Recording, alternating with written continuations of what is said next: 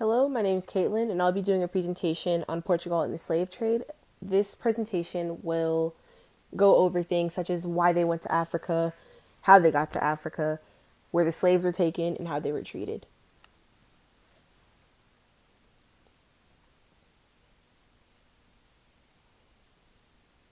The Portuguese traveled south by ship in search of a direct route to gold producing regions in sub Saharan West Africa. The reason for this was because North Africa played a part, and it was actually important to the trade market in southern Europe.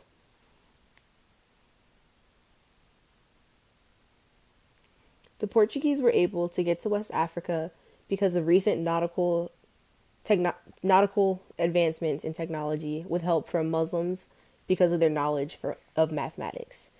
Muslims are also known for their contributions toward mathematics.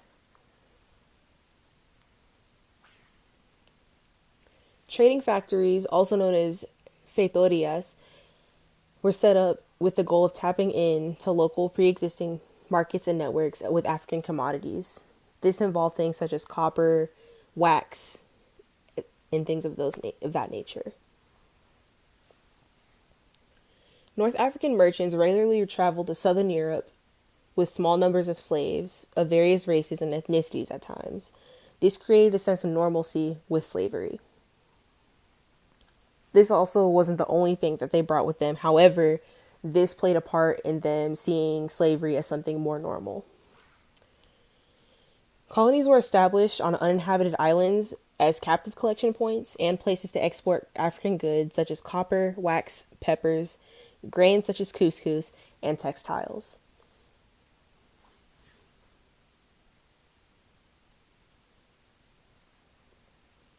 With the continued Portuguese explorations, the Portuguese had less culture shock, not because of familiarity, but because of the structures of towns.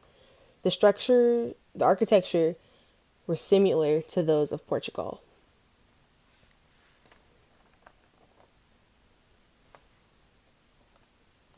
The Portuguese wanted to colonize Angola. However, there was a queen named Nzinga.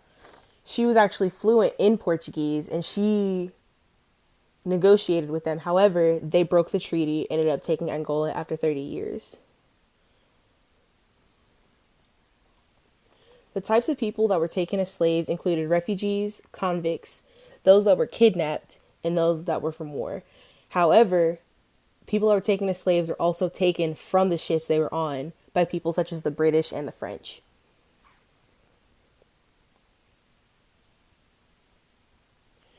The Middle Passage included those going toward Europe, going to places all over South America, the Caribbean, and the American South.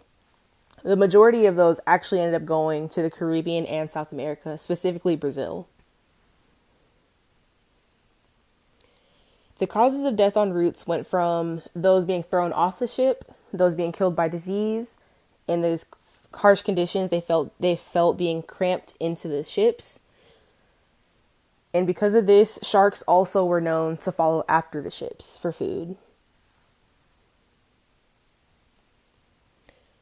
Slaves eventually ended up in Brazil, the Caribbean, the American South, and Europe. However, the majority of them that went to excuse me, they went to South America. Modern beliefs of hurricanes, well, more people now, they believe that hurricanes come from the angry spirits of slaves that were thrown off the sides of ships or that died along the way.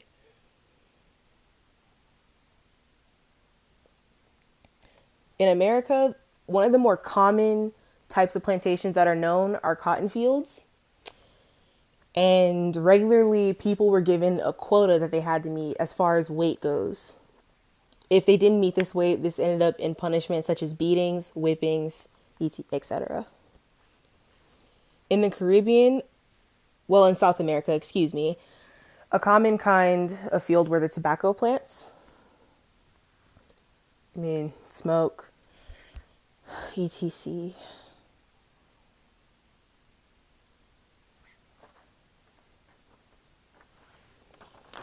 In the Caribbean, a common kind of crop in plantation were sugarcane.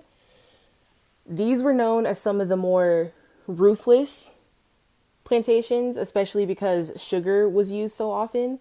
A common kind of punishment was being boiled in sugar on these plantations.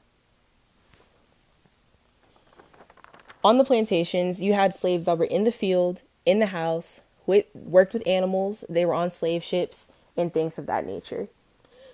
Oftentimes, the woman that's taking care of the children is usually meant to be lighter. However, it wasn't taken into account as much. Outside of their usual duties, treatments of slaves included being separated from family, the babies used as bait, and women were often raped or threatened with rape, often by the master, of course, and in some cases, even that slave woman's family. Another type of punishment was amputation, as you can see in these pictures. These are kids in the Congo, actually. If they didn't meet a certain quota, or they stole, or they laid a hand on somebody, their hands were cut off. However, like I said, some people were also boiled in hot sugar before.